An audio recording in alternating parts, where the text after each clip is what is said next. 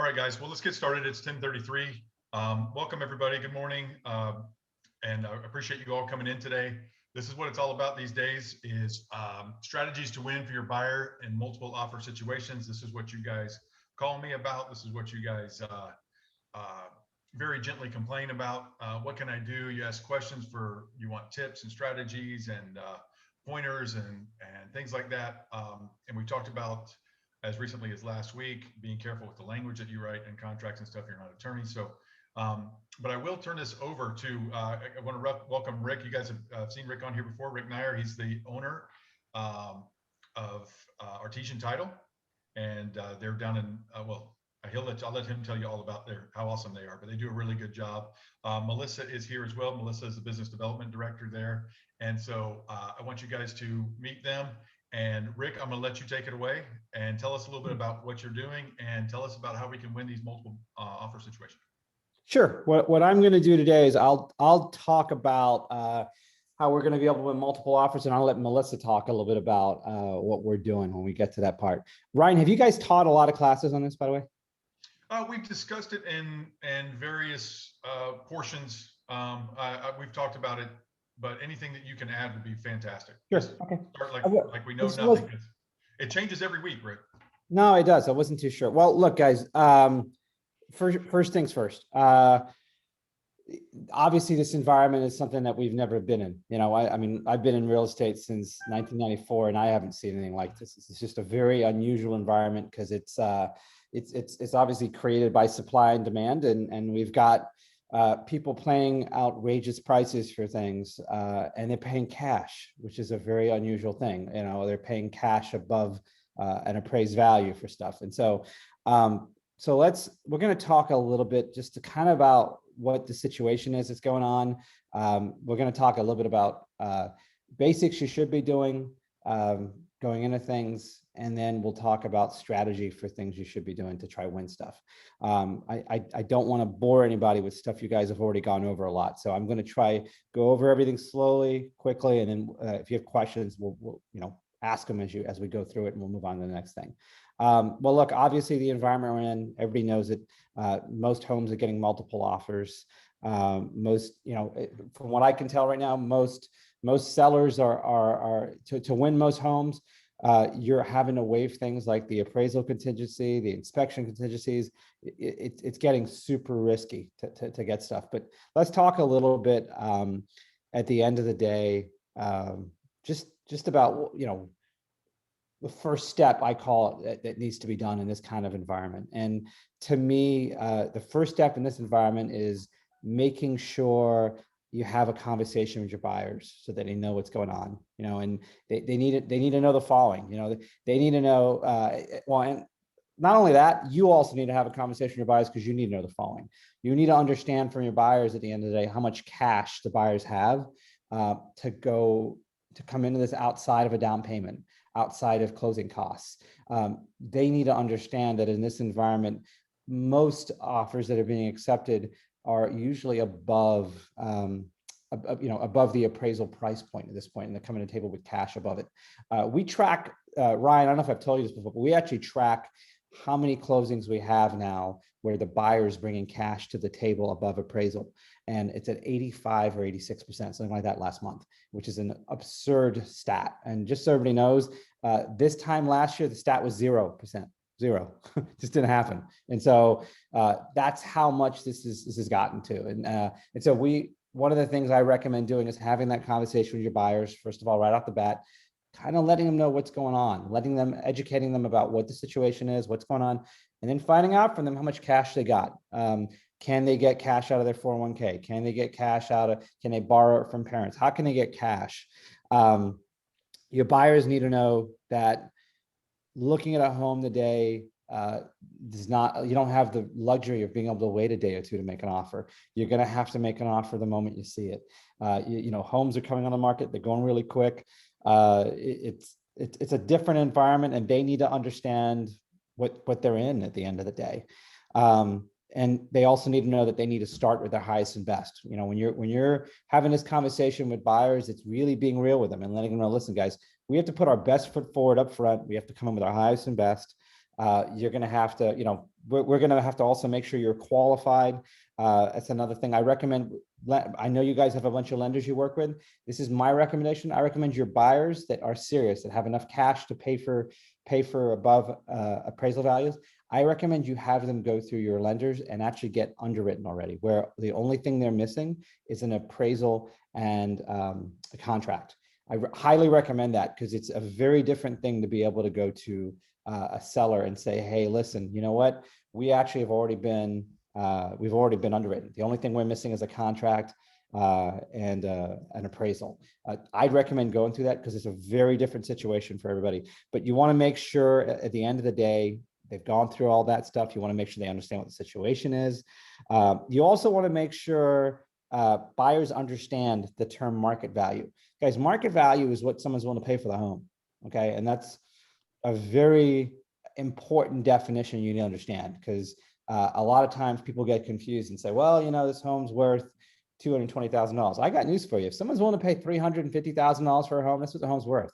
That's the definition of market value. And it's very important we understand that in this ever-changing market. I got a friend of mine that listed a home, you know, the home appraised for 200. He said it would, last year it sold for 220.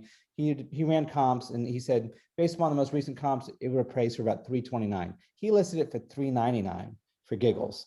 He got over 100 offers on the home in 48 hours, and the home ended up getting under contract for 479. Okay, that home's worth 479 today, and that is what it is. That's just the environment that we're in. It's crazy, it's madness, but you need to make sure you understand that. That's the market value of the home right now. Okay, well, that's the first conversation I recommend having, is making sure the buyers understand what's going on, making sure they understand the environment, and making sure you understand your buyers, and making sure you understand how much cash they got, what they need to do. The second thing I recommend doing is, once you've isolated homes and your clients actually have a couple of homes they like, I actually recommend going through the process of talking to the listing agent. You will be shocked at how much information you're going to get from the listing agent. I actually do this exercise. I actually did this a couple of weeks ago with a group, where I actually called up random listing agents on MLS while I was teaching this class. If we have to do that today, we can do that. But what you want to do is, you want to the listing agent for the property that your client's interested in, and there's really one question you're trying to ask them. And the question is simple: is what would make this deal a no-brainer for your sellers? You know, what's the seller's story? I called up, literally, I did this exercise like a month ago, and when I called up other agents, I was literally calling up on random listings, and I just say, hey, what's the story on this? And I'd ask them, I'd say, hey, listen, you know, is there ideal closing date the seller's looking for? You know, the first phone call I got, the person said, yeah, made this phone call in April, and they were like, yeah, June 4th was the perfect closing date for the seller. That made me know that any offer I'm going to put together, I'm going to put a June 4th closing date on it. But I was able to find out by calling up the listing agent just kind of information about them, and get some basic espionage. You'll be shocked how often, even though they're not supposed to, but realtors will tell you, you know, more information than they probably should, you know, as far as what the story on the home is, what's it going to take, have they got multiple offers already, what are they looking for. I use that to try to get whatever information I can out of the other side. I do it in a professional manner. I don't do it in writing ever. I always do it over the phone, because, you know, I don't want to put a realtor in a tough situation where they could possibly be violating something. So I always call up on the phone, and people are less prone to you know, hesitate would give you information. Now, don't get me wrong, some realtors won't tell you anything. They'll pull the whole, hey, listen, you know what, just submit an offer, I'm not interested. You can still pry. You can still say, well, I just want to know whether they'd rather be there for a bit, or whether they'd not rather be there for a bit. What are the sellers moving? What's their story? There's going to be some information you can get. You know, a lot of deals we're seeing right now, guys, are structured where the seller's allowed to live in the home for $1 a month for a couple months afterwards. It's just whatever it takes right now. This is, you know, this reminds me a lot of, and I don't know if you agree, Ryan, but this reminds me a lot of 05 and 06 at this point. You know, this is just, you know, it's whatever it takes to get a home, you know, and escalator clauses, and we'll talk about that in a minute, and non-refundable escrow deposits. This is what this was like, guys, in 2005 and 2006, and there were ways we won stuff. Okay, but call up the listing agent to find out what's going on the other side. The next thing I'll tell you is, with whatever offers you submit, I would not do the letter thing, because a lot of people have been trained to have their clients write a letter. from what I'm being told, the listing agents aren't using these right now. They're purposely not doing them. I would create a 30-second to a minute video. I'd have your client create a quick video that kind of represents their story. If you want, you can do it from the house, but just like a 30-second to minute video. If they got kids, put the kids in the video. Just talk about their story, what they like about the house, something that allows them to separate. But I would definitely do the video opposed to letters. I think everybody started to do the letters. It's almost assumed on any multiple offer, you're going to get letters. So it's not different. You want to stand out. And so I try record a video on your phone or something very basic with your clients. Okay, as far as offers go itself, guys, I would make sure you're using the escalator clause. Ryan, I'm assuming you guys have talked about this at length. Yes, guys, every one of you should be using the escalator clause. For those that don't know what it is, guys, it's an agreement that allows you at the end of the day to, if there's multiple offers, and you can sit there and say, and say your first offer is 255, you can put an escalator clause together that says, hey, listen, we agree to pay up to $1,000 more than $305,000 for any offer you get. And it's a very simple way of protecting yourself on multiple offers and being able to try to get your clients highest and best out there. You should be using that on every single offer. I wouldn't even, in this environment, especially in these markets where we know there's going to be multiple offers, you're going to lose otherwise. I'd go down the path of doing that. Okay, structuring of deals. Let's talk about number 5. So I believe in structuring deals a certain way in this environment that obviously makes it attractive. You want to make your deals feel like a cash deal. Okay. What does that mean? Well, guys, the advantage of a cash deal traditionally is a cash deal takes away the risk factor for the seller, right? The cash deal means usually the escrow deposit can be non-refundable pretty quick. The inspection period, and there's no appraisal period, right? So this is what I'm recommending. And you're going to have to be smart about how you do it, but I recommend, if you want to get your offers accepted, especially if you know it's getting good feet against cash deals, you're probably going to have to consider waiving the inspection period and waiving the appraisal. And when we do that, I recommend doing an inspection though, but trying to bring somebody along to try do an inspection maybe before you put the offer together. I just think you have to, in this environment, find a way to be creative in this stuff, but you have to protect your client from an inspection period too. But I'd waive the inspection. I'd waive the appraisal too, if you know what the home's going to be appraising for.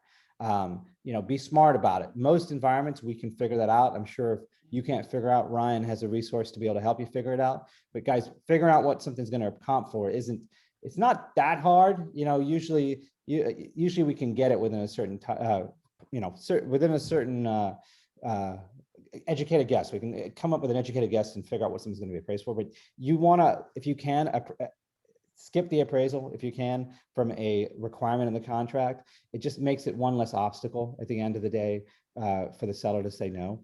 I'd also recommend your escrow deposits being non-refundable. I'd also recommend them being higher at some point, starting off with a lower escrow deposit. If it's $1,000, and then take it as high as you can take it once you get past certain days, past 10 days, past 15 days, it goes to this. Obviously, if you can't tell, everything I'm talking about doing is taking a risk, but it's taking a risk assuming your buyer's already been pre-approved, that they've already gone through underwriting, that you found a lender that will put them through underwriting. So the only thing that they're missing is literally a contract and an appraisal.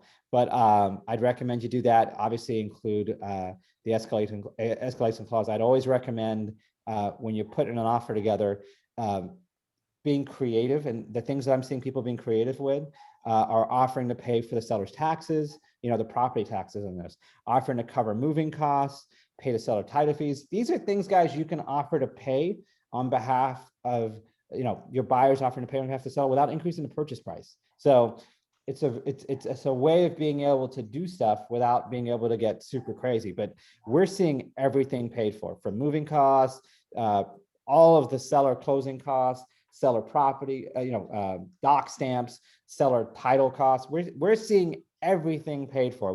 We've never been in an environment where we've seen it as creative as this. And whatever benefits you're willing to pay for, I recommend you list them out on like a summary sheet. I also recommend, because a lot of these listing agents are newer, they may not have as much experience as everybody else. And so when you're putting these offers together, I recommend taking a summary sheet on top of your offer and summarizing it. And just the same, when you put your offer together, when you email it to someone, I always summarize it in the body of the email really simply. So it's really easy for the listing agent to understand what's going on. I also recommend, I also recommend making sure you have the ladder strategy approach being used. The ladder strategy, guys, is the concept of making sure your buyers understand at the end of the day what the most they're willing to pay for a home is. And the ladder strategy basically means you're going to your buyers and saying, well, listen, like I said, this home's going to appraise for 265. We already have a rough idea on it. It's, we're offering 270. Does that mean, and ask him, does that mean you're willing to walk away from this home if they got a 280 offer from somebody else? You're willing to lose it for that. And and you'd be surprised, phrasing it that way, what the buyer will say. The buyer may say, wait a minute, I'm not willing to lose this at 285. Okay, no worries. Okay, does that mean you want to go to 290? Okay, does that mean you're willing to lose this at 295? And this is a ladder approach because we're slowly going up the ladder in price, but it's making them understand that, hey, at this price point, I'm willing to lose the home, and it's asking and kind of making sure they understand what they're willing to pay at the max amount of number. But I definitely make sure you implement that to try find the number that the buyer definitely is maximum willing to pay and understands that they're willing to lose it at that price point.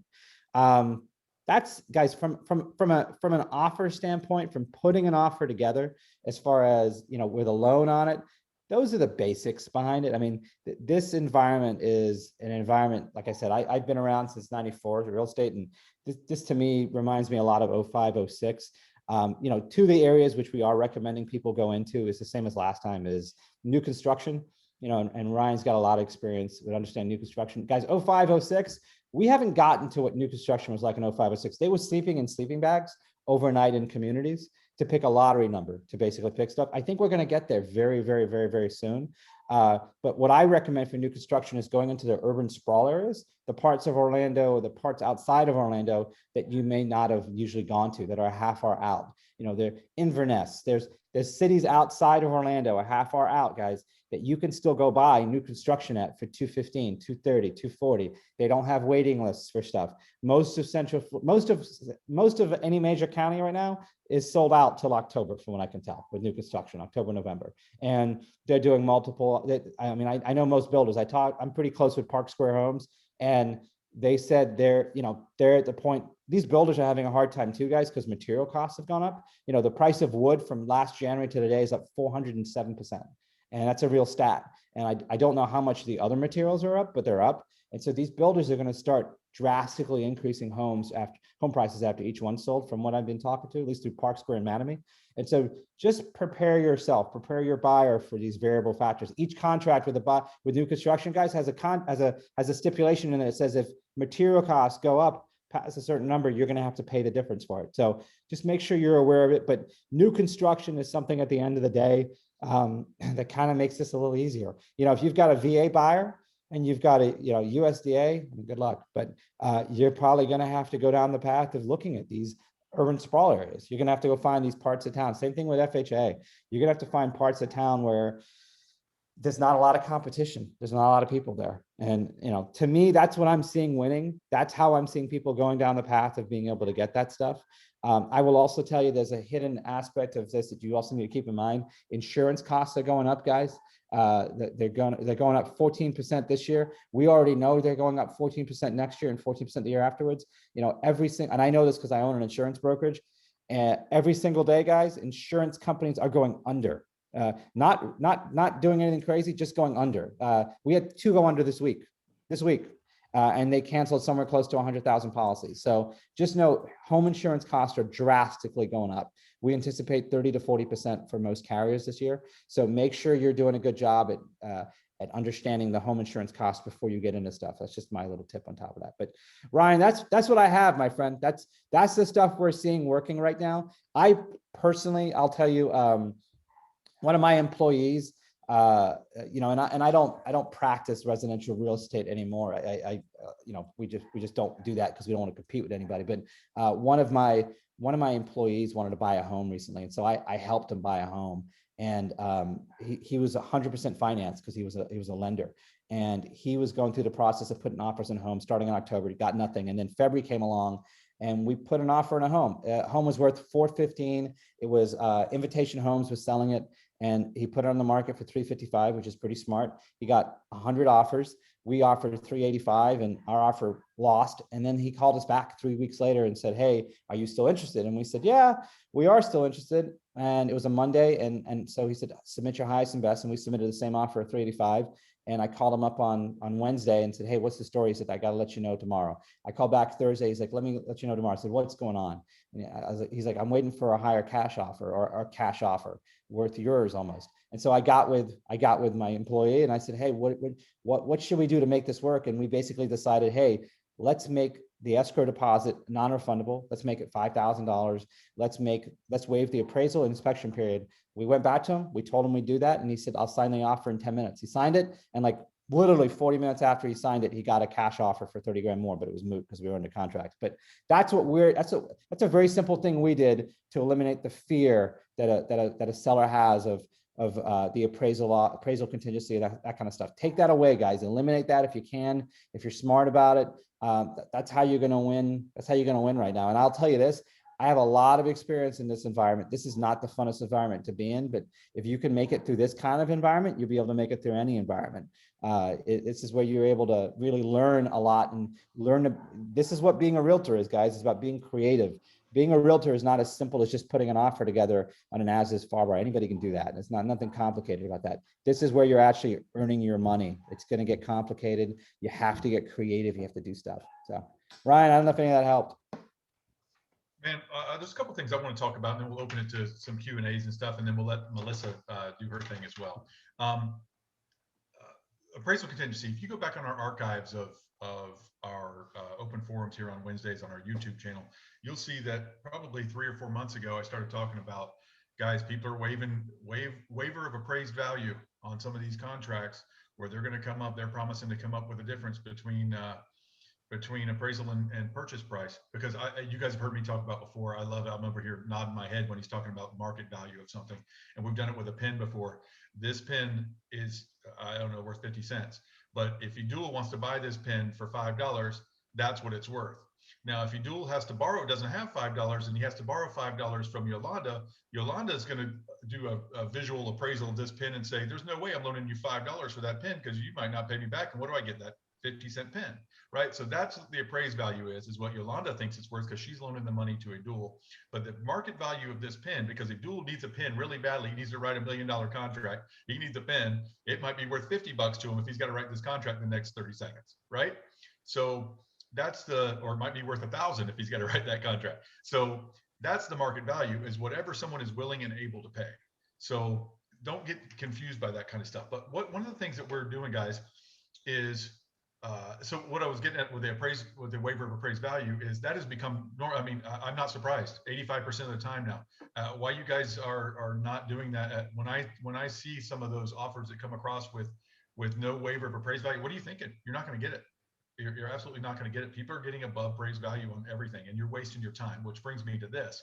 One of the reasons you guys are afraid to have this conversation, I love what Rick said was the first thing out of his mouth. You got to have a conversation with your buyer about what it's going to take to win a house right now. And one of the reasons you guys are too scared and too weak of salespeople to do, and I'm not all of you, I'm just generalizing, is to go ahead and have that conversation with them, because the thing that's going to come to their mind is, wow, it sounds like a terrible time to buy. And you're worried to death about chasing off a buyer. Guys, there are buyers out there. You guys see this. Every listing gets 20 offers. There's buyers out there. Don't be afraid to have that conversation, because what happens is they realize it as it comes along. You're not boiling a frog here. You guys know how to, you boil a frog and it slowly just gets warmer and warmer until it's boiled. No, you've got to throw these people in, because otherwise you're wasting a lot of time boiling. Okay, you're wasting a lot of time throwing in offers. And if you're not calling the listing agent, another beautiful, brilliant thing he said, why not call the listing agent and say, what makes this deal happen? Why give away other stuff that doesn't matter? And guys, if you know how the car business works or any kind of business works, there's hot buttons. Everybody has hot buttons. So you go to a car dealership and they get you there's 3 different ways they're going to get you. They're going to get you on your trade-in. They're going to get you on the financing, or just on the sticker price, right? It's the same for this, but everybody has a hot button. So if Al goes into a car dealership and he's taking his Subaru in, and they say, and Al says, by God, I'm going to get, for this Subaru, I'm going to get $10,000 for this, or I'll walk out of here.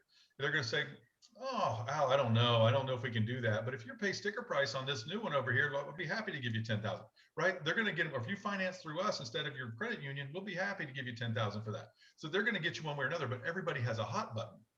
That's what I'm getting at. And find out what these sellers' hot buttons are. And the only way to do that is through the listing agent. And if I'm the listing agent, I'm going to give you some hot buttons. I'm not going to tell you, what's going to win this deal, what the price is, because I don't, first of all, I don't know. I'm about to get 20 offers. I don't know what's going to win it. Hopefully $1 million, right? For a $400,000 house.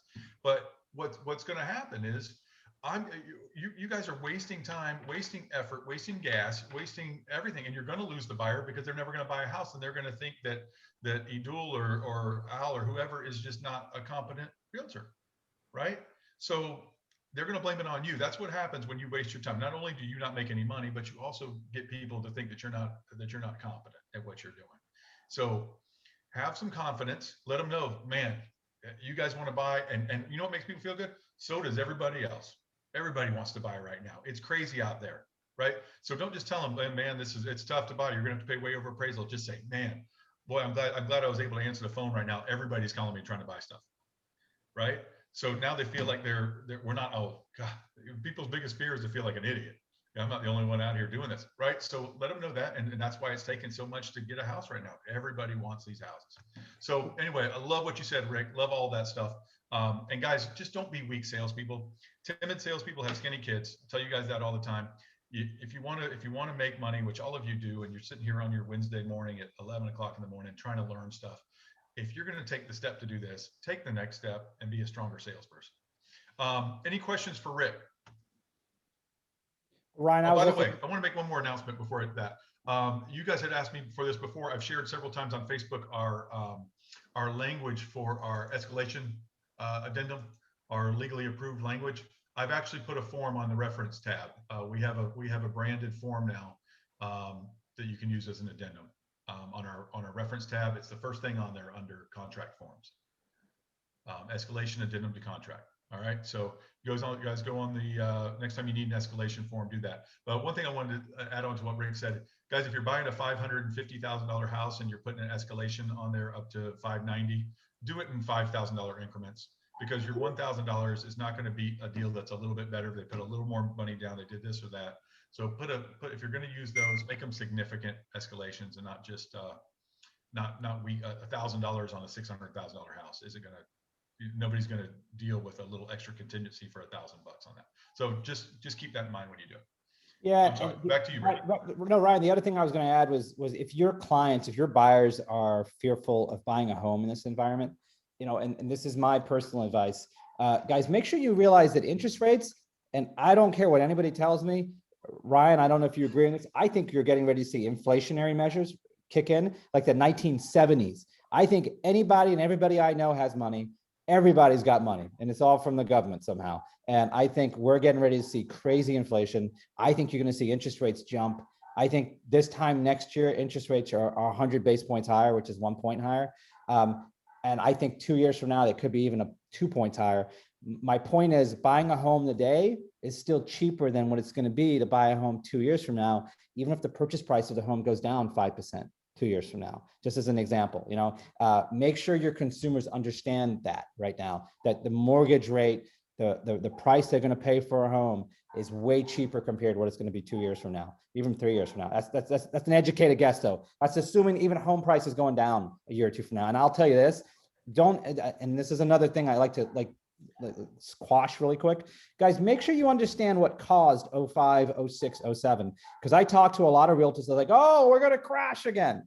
Guys, I don't understand your logic for saying that, because 05, 06, 07, we went up in real estate values back then because of supply and demand, but because people are being qualified for loans that they shouldn't have. We had what we called stated mortgages, where you would literally say, hey, you know what, I have $1 million in the account and I'm going to sign this document stating I have that, and you're going to believe me. I make $2 million a year as a teacher and you're going to believe me. And they got mortgages based on that, and eventually they didn't. They couldn't carry that, and so things came down that way. Guys, that's not happening this time. Homes are going up because people are paying cash above what the lender's willing to give them for these things.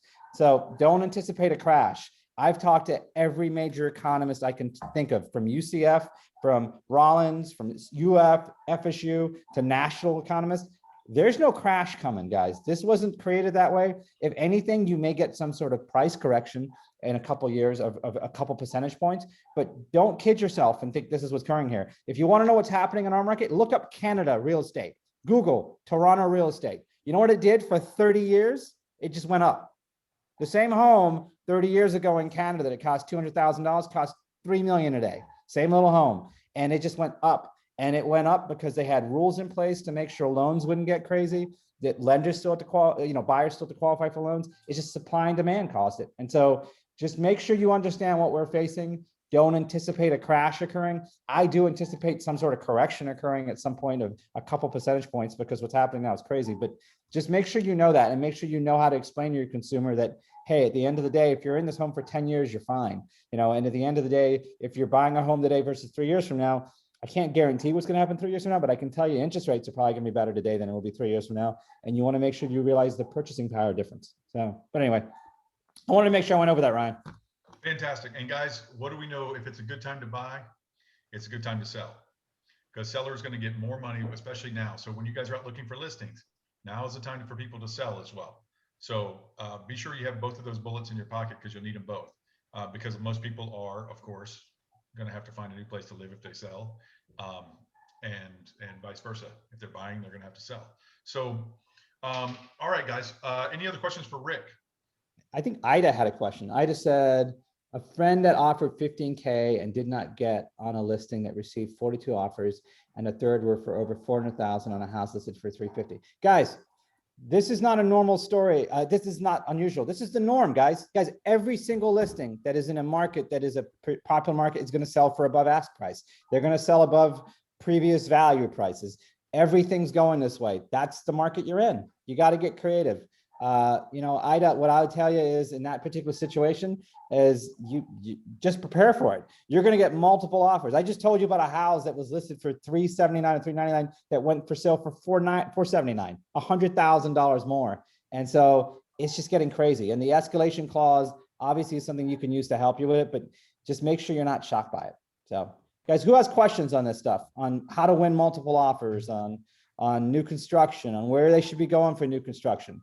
I'm sure you can pick Ryan's brain on where they should be. Ryan, where should they be going for new construction as far as urban sprawl goes outside of this area? Well, you nailed it. They've got to get out Lake, like North Lake County. They've got to get to Polk, Winter Haven, and all those type of outlying places if they want something under 350, a new house. Otherwise, good luck. I mean, but people are used to, a lot of people are used to a new home and not having it built for 10 or 12 months too. So, but yeah, there's those prices are just going to keep going up too with lumber prices and steel and everything else. So yeah, they're just going to get out a little bit. I don't know about Inverness. That's like an hour and 15 minutes. I don't know what you take your private jet over there. I don't know. Someone told me about Inverness. So I was like, okay. I was like, well, I'll mention it in a training class. So it's where you get to the middle of nowhere and keep going. Scott, I think Scott asked, he wants to know where all these buyers are coming from. Scott, who cares? They're coming. I mean, being not being overly blunt, but Scott, it's a combination of two things, man. It's. I got news for you. No one's moving out of here right now, and I don't see many people leaving Florida right now. It's people coming here right now at a fast, rapid pace from other states that were shut down that had a lot more conservative approach to it. And so at the end of the day, you've got people coming because of that. You've also got millennial home buyers that have got pent up money in their pockets that want to buy something. I think a lot of people last year didn't have time, couldn't, and Ryan, I don't know what you're taking this, but I think a lot of people got cash in their pockets because they couldn't spend on stuff last year. And I think they've got an urge to buy, and you've got pent up demand from that. I think you also got the baby boomer generation that are finally retiring, that are finally moving here. And what I'm seeing, guys, the people trying to buy now, because I pay attention to it. Last year, the people buying were the multimillionaires or the wealthier owners of businesses. Today is the everyday person like us that's buying a home, that's moving from New York, that's moving from other places. But I will tell you, Scott, what I can see is it's a vast majority of people, at least is my take, it's 50 to 60% of people moving from out of town is what I'm seeing. And they're buying homes sight unseen. You do have some locals buying homes, Scott, but it's a combination of that kind of stuff at the end of the day. And it is what it is. Yeah, Eric asked, is it a weaker position for a buyer to have an FHA? Yes, it's a weaker position for your buyer to have an FHA. It's a weaker position for you to be paying anything other than cash right now. Understand that. So if you've got a lender, if your client's getting a loan, you're in a weaker spot. But what you can do, Eric, is you can eliminate the weakness, eliminate the appraisal contingency. But that means you as a realtor needs to do your job, and you need to make sure you understand how much the home is going to appraise for, and you're putting your butt on the line. And you're basically making an educated guess that, hey, ma'am, sir, this is going to appraise for $330,000. And you know what? You're going to have to come to the table. You need to let them know up front how much they're going to have to bring to the table to do stuff. Guys, what I will say what Ryan said after I said it. Guys, don't waste your time right now. There's a buyer out there that you can qualify to work with. The biggest mistake realtors make, and I'm a realtor, I can say this, is we waste our time, and time's the only commodity we can't get back. You can't buy it, you can't get it back. I can't tell you how many realtors have made the mistake of driving around people that aren't qualified because you didn't do the pre-qual with a lender first. We've all done that mistake. So learn from our mistakes. Don't go through the process of doing that. Go through the process of making sure your buyer's really qualified, know how much cash they got. Let them know, scare them. Let them know, hey, listen, you're not, guys, most of the buyers you're talking to probably need to be put on a pause list, and you need to tell them, this is not the time for you to buy. Guys, if you've got a buyer, let me be blunt. If you've got a buyer that only has enough money to put a down payment on and closing costs, this is not for them. This is not it. This is not the time for them, unless they're going to move to North Lake County or places like that. This is not for them, and they need to know that. And you need to know that, because otherwise you're going to waste your time. And once again, I will say this, this is not an easy time to be a realtor. It's not hard, but if you get through this period, you're going to be great. It's learning the stuff right now is what separates you from everybody else, because a realtor that knows what they're doing is going to follow all the steps that I talked about. What's your best guess that this hot peak is going to last? Scott, I don't have a clue how long this is going to last. You know what? I've been in this. Ryan's been in this a long time. I mean, during COVID, I don't think any of us would have predicted this was going to happen. But I will tell you, we're at what, a 2.5 week supply? 2.5 weeks of supply. That's freaking absurd. My educated guess, Scott, is with time, and I love Florida. I said this to Ryan when me and Ryan had lunch a month and a half ago. I love Florida. I've lived here most of my life. But we're not the same thing as Manhattan. We're not the same thing as California. And I think as these states open up, less people are going to move from there. They're going to stay where they are. I think on top of that, you're going to start seeing, guys, you're going to start seeing, as people have other things to do, travel and stuff, they're going to start traveling and stuff. I just think less and less people are going to start doing things that involve travel. That involve buying a home. They're going to start traveling more. And I think things will slow down eventually. But I think, Scott, you've got a year. I don't see supply and demand changing that much. I think you'll have peaks. I think when you get to, I think this year, guys, last year, people could move whenever they wanted because of school. School is remote. I think this year school is not remote. Everybody's going back to school in person. So I think things will slow down a little bit in September, October, November. Ryan. Yeah, so guys, you guys know me, I have a lot of theories and I love to share some of them. And one of them is about Florida Man. Are you guys familiar with Florida Man, the crazy people that live in Florida and do all kinds of crazy stuff, right? Let me tell you about Florida Man. So Florida Man is here because everybody wants to move to Florida. And the only people who can are people who are not tied down to Michigan and Manhattan and everywhere else, right? So that's who moves to Florida. And those kind of people are more free spirits, or more a little more wild people. So right now, through COVID, this rush of people, and it is my theory, not necessarily a fact, but my theory is this rush of people is people who now have figured out they can work from home. They can work from anywhere in the world. They're not tied down to a specific place for a job. They are their entire family, they're either not working or they're working from home. And these people can work from anywhere in the world, and they'd much rather work from Florida than from somewhere else, which is the reason people have always moved down here.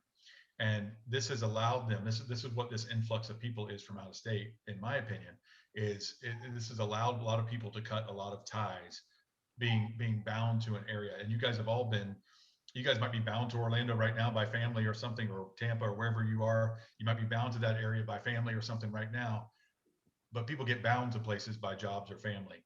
And then they move to Florida when they get done, or they move to Arizona or California or Texas. So I think a lot of these people have been freed from their binds, from their job, from their need to go into an office. And I think that's going to sustain for a while, because I do think that is going to continue. People have figured out it's going to hurt the commercial office space, but people have figured out that they can work from everywhere. Employers have figured out that these people are still producing from wherever they are, and maybe they'll be contract labor, maybe they'll be whatever, rather than salary. But they've figured that out. I think it's a new way to do business. Just like we've changed this from when I used to go office to office and meet with 10 of you at a time to a Zoom. This isn't going away. I'm going to keep doing it this way. I'm not going office to office, because this has changed business forever just by people figuring out better ways to do things. So through adversity comes prosperity. So that's a good thing. And people have figured out they can move to Florida or wherever they want. Texas is exploding. Arizona is exploding. People are going where they want to go. That's all I had on that. But I love to share theories. I could go on, but I won't. Well, but the bottom line is, guys, people are going to be moving here. I mean, look, we're one of the few states in the union with no state income tax. We've got sunshine, A-rated schools, jobs, and we've got homes priced below $400,000. I mean, I don't know anywhere else in the union where you're going to find all that stuff combined. And that's the bottom line. And we've got a, whether you believe it or not, we've got a governor that was pro-business, that was pro, that was very liberal as far as COVID policy goes, and that's attractive to a lot of people right now. And so that's where we're at, and guys, my educated guess to you, and Ryan, I'm sure you're on the same page, guys, don't try fight this. Don't try figure out when this is going to end or predict it. Guys, this is what it is. And I don't think it ends anytime soon in the future, because we're at 2.5 weeks inventory. I don't know if you understand what that means. That means if no new homes come on the market, you're out of homes in 2.5 weeks. That's unheard of. I've never seen anything like this before, ever. And so you need to make sure, you're doing your research as far as aggressiveness goes, as far as making sure you know what you're walking into with your buyers, and you need to make sure you know what your buyers want, and you need to make sure they understand the situation they're in. It's just a very, very, very, very, very tough situation. Okay, who's got questions I didn't go over? Someone asked, Ida asked, since the CMA is subjective, to ensure we come close to price, we can recommend buyer. What tips do you have in regards to this? I recommend when it comes to CMA. I mean, listen, for me personally, I don't use the electronic tools. I know you can electronically get a CMA. I literally pull, and I don't know if Ryan, you agree, but I literally just, I do simple old school. I pull the last 3 comps in the last 90 days that sold for the same amount of bedrooms and bathrooms. And if there's something close enough to it that's not exact, then I adjust. That's what I do. That's all I do. I go through the process of coming up with it that way. I mean, we live in a world, unfortunately, where most are just the same model of the same thing built 2 blocks down and 2 blocks down. And that's how I pull comps. I don't do the electronic comp thing. I literally manually pull it up, and I pull up comps to try to see what the values are different. And then I look at pendings, and I'll call up, guys, one of the cool things I like doing is I like getting espionage work done by calling up the other pendings and saying, hey, listen, what's the story on this? What did this sell for? You can tell them, hey, I'm doing a CMA. They don't need to realize that it's pre-sale. They don't need to realize why you're doing it, but you can ask them. You can find out what it was pending for, or why it was sold at a certain price. But Ryan, any take on that? I mean, that's kind of what I yeah, I sold my father-in-law's house, and I told this story, I think, a couple of weeks ago. It actually just closed yesterday. I sold my father-in-law's house. He was moving to Turkey. He met a woman, and he was moving to Turkey. So we had talked a couple months. So that's been going on for like 6 months that he met this woman and was going to move to Turkey. So we talked a couple months ago about selling his house, and he said, "What do you think it's worth?" And I told him, "I don't know, probably 425, 430." And time we got around to do it 3 weeks later, I pulled some comps and said, "Let's 450. Let's shoot for 450. The way this market's going, we'll see what happens." So I was about to have him sign the listing agreement, and I saw that one just went pending. I said, "I'll do one more check." I saw one went pending it was listed for 485, and it went pending down the street, and it had a pool. So I called the listing agent, and I said, "What would that house, after what you've just gone through getting under contract, what would that house be worth if it didn't have a pool?" And he gave me, I think he told me 469. He said 465. So I listed for 469, and we got 480. So it's and one day, first person that saw the house, he was happy with 480. He was beyond happy, because 2 months earlier I told him 430. So that's what it is. But absolutely, I called the listing agent. So one had just gone pending the day before. So I called him and said, what would that same house, without asking too many questions, what would that same house be worth if it didn't have a pool? So I was just trying to get what he got for it. So absolutely, you do that kind of stuff. And I'll just go with that. That's absolutely, you do that kind of stuff. And I really want you guys to listen what Rick's saying about wasting time. You just can't do it.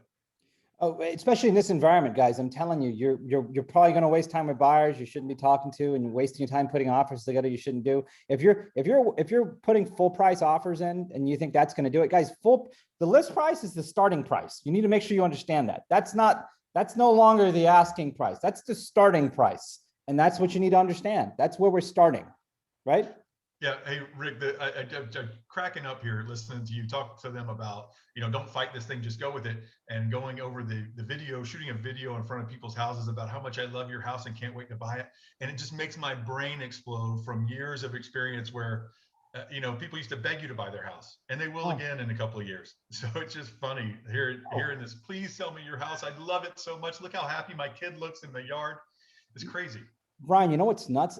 Guys, I mean, everybody gets calls. I mean, we all get calls all the time period from these wholesalers, right? I asked one the other day because I'm noticing the calls are going up more. I'm like, usually there's a formula wholesalers use. They usually look for people that own a home for 7 years or more, because that's the average time period they do it. The wholesalers have changed their model to anybody that owns any home. So if you own a home, even for like a week, they're just calling you up to try to see if you can sell it. I don't know if everybody's seeing this, but I'm seeing it. I'm getting solicited like crazy on newer type real estate we own. And I'm just, it's nuts. To me, it's crazy.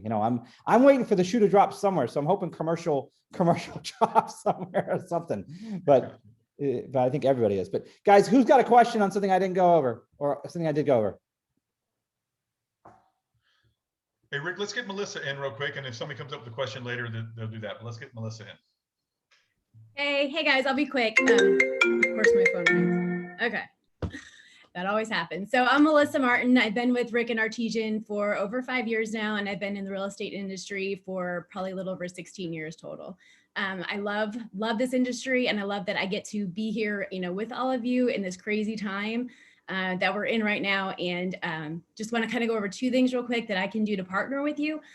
The first one, when Rick was talking about when you're putting together your summary of your offer, if you want to call me as a buyer's agent, and I can help you run a net sheet for the seller. So we can talk about, I can help you structure it. I can let you know, hey, at $300,000, the doc stamps are going to be this, property taxes is going to be about this, title insurance is this. We can offer these things, put more money in the seller's pocket, and we can show them that on a net sheet. So you can include that with your offer and in your summary. We can line item those items out to really show them the value that you're offering them. And that's just, even if I don't get the deal, I don't get to work with you. If, they choose not to take the title insurance, they want to go with their own title insurance company, I still want to bring value to you as a buyer's agent. And then of course, I'd love to help you with listings, because that's where the seller comes in and gets to choose title. So call me on your buyers too. Let me help you structure deals. I love talking through things, and I really want to be a partner with you as a buyer's agent as well as a listing agent. And then one of our cool programs, just want to go over real quick for listing agents, we have a clear to close program. And basically, as you're getting that listing, before you've done pictures or anything else, if you let me know the address, I'll go ahead and pull title search, lien search, and kind of get everything ahead of time so we can look and see if any potential problems that might come up. And then we actually have our own photography. It's called List Picks. And it is photography that is paid at closing. You don't have to worry about paying it up front, and it's amazing photography for a very good price. For $95, we'll do up to 50 edited pictures plus drone pictures and video. And for $195, again, paid at closing, we'll do Matterport, and you get the 3D walkthrough, the dollhouse view, and the dedicated landing page for the property. So that's an amazing deal. I don't know what you guys are used to paying for photography, but we created that to come alongside you to not only come ahead of any potential problems by ordering that title and lien search and getting that done right away, but also helping like Rick said, so many people are moving here and buying sight unseen. So what are they going to put these multiple offers? They're going to multiple offers on these houses that have great video and great pictures and all of that. And that's how you're going to really, help your listing get, maximize your sellers, top dollar for their home. So, there's my information. Yay.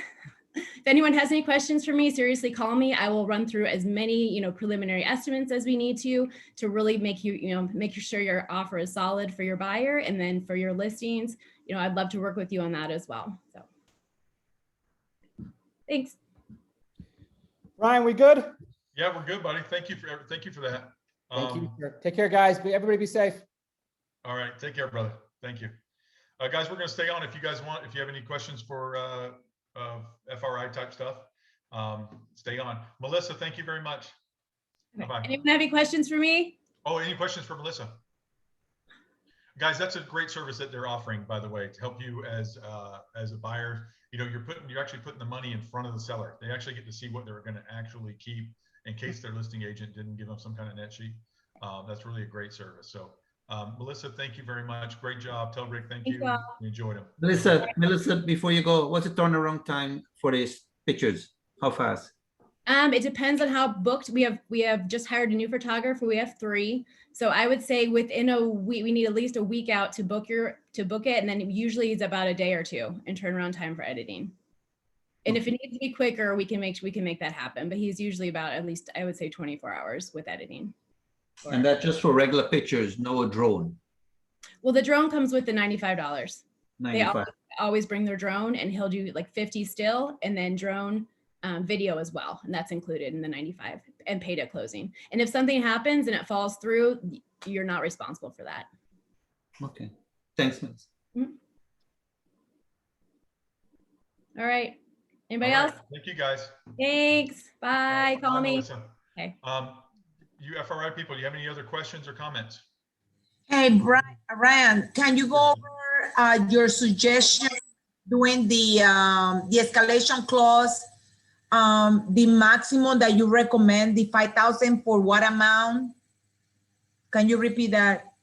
Well, it depends. No, it depends on the value of the house. I mean, if it's a $150,000 house, then 1,000 is probably fine. It depends on the value of the house. So if you're going to try to win an opportunity, if you're trying to win a multiple offer situation, you're financing, you're putting less money down, or you've got a different kind of loan that's less desirable or something, $1,000 isn't going to make a difference. But to open someone's eyes, just like if you were the seller, just imagine to open your eyes and say, you know what, this is worth a shot with an FHA because they're going to give me $5,000 difference. That makes a big difference. Now, here's the problem, and I was going to mention this before with when Eric asked a question about FHA, but I think Rick covered it very well. If they don't have cash, guys, if they're, a lot of people are FHA because of credit, which is fine. Just put more money down as long as they have money. But if they're not cash, then they're hurting. Eric, what is escalation clause? Go on to paperless pipeline on the reference tab, and you'll see it there. An escalation clause. Let's say there's a house for 250, and you're going to know you're going to have multiple offers. So we'll offer 260, and go up. So an escalation clause escalates my offer above any other offers that they do. They have to prove that they have the offers. But if somebody offers 265 and I have an escalation clause, mine automatically jumps to 265 and beats them by 1,000 or 5,000 or whatever it is.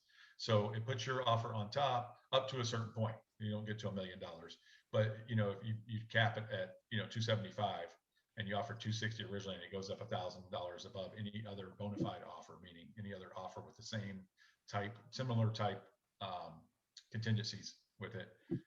It needs to be higher. But what it really does is it tells the seller that you'll go higher, and they'll come back to you for highest and best typically after that. I don't love escalation clauses. I think they help because they tell the people that that's not your highest and best, and come back to us with something else. That's what it tells me if I'm the listing agent. What it pretty much tells me is I can get your client up to 275 is what it pretty much tells me if I just try. If I just call you and say, and I don't have to provide another bona fide offer, I'll say the seller will take 272, and then you respond to that. Or it tells me I can get you up higher. That's all. Hey, Ryan, also, will it be wise to put on this summary or the additional comments to provide a copy of that or other offers just to ensure that the other person offer more than you, so you have it as a proof that for the reason that you're paying more? Am I clear? Confused? I don't understand. What are you asking? Okay, what I'm saying is, will it be wise to put on the additional comments for the seller agent to provide if you win the offer, right? These multiple offer scenarios, since you put an escalation clause, right? You're giving more money than the others, but you also want to get a copy of that other offer. It's So in the with your escalation documents. clause. It's in the addendum that they have to provide that. So I have to have an offer from a bona fide buyer It can't be their brother-in-law making a fake offer. It's got to be an offer from a bona fide buyer. That, All right.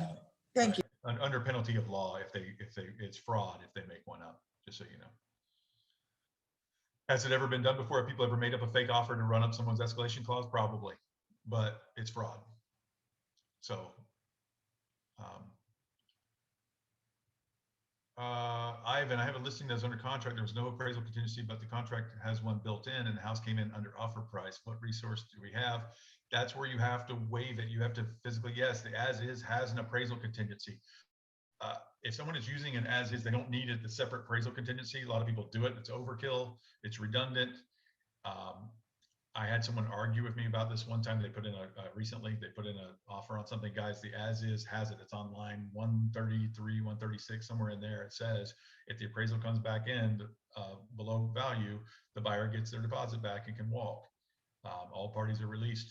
So what resource do we have? It's a listing that's under contract. There's no appraisal, but the contract has one built in and the house came in under offer price. What resource do we have? You can either make the buyer pay offer price or put it back on the market or acquiesce to whatever the buyer wants you to do. Those are your three options or four options, meet in the middle somewhere. In this market, I would put it back on the market or have that buyer pay full price or see you later. You'd be surprised, and this has happened recently for me as well. People go back and they tell you they don't have any money and you send the cancel, you tell them to send the cancellation and then suddenly the uncle won a scratch off ticket and is going to give them $10,000. So it happens.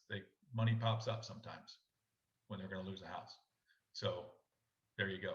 But you guys know the rules of negotiation, right? Whoever's willing to walk away is going to be the winner. So if you're not willing to walk away, have them send that escalation clause and call their bluff, or have them send the cancellation and call their bluff. And worst case scenario, you go back on the market and you sell it for $5,000 more than you just sold it for. And you put in there a waiver of appraised value. Language that we have some approved language I can give you if you need it. Okay, escalation clause. Should I put more money over the MLS price or over offers and other buyers? Guys, it's over offers of other buyers. Look at the escalation clause. It's on your paperless pipeline under the reference tab. Look at it under there. It's the first thing under contract forms, I believe. First thing under contract forms. Most recent addition there.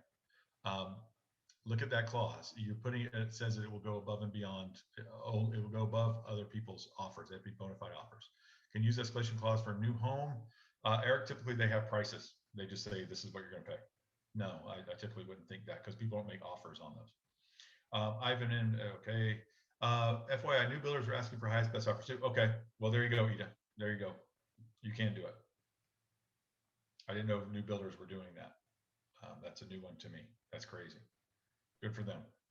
Make sure they're paying you a commission before you go through all that. Also, guys, Rick was saying this, and the builders who are farther out are also still paying commissions for the most part because they're trying to sell houses. So make sure you're getting, not just 1% or something like that. Go out there and find out. First of all, before you do business with these folks, find out what commissions they're paying. All right. Any other questions? I mean, you guys are great, and I love that you're out there to serve the public, but you don't do it for free. You'll go broke. All right. Any other questions or comments? Awesome. You guys were fantastic today. Go get them. Let me know if I can help you. And thanks for coming. Bye, guys.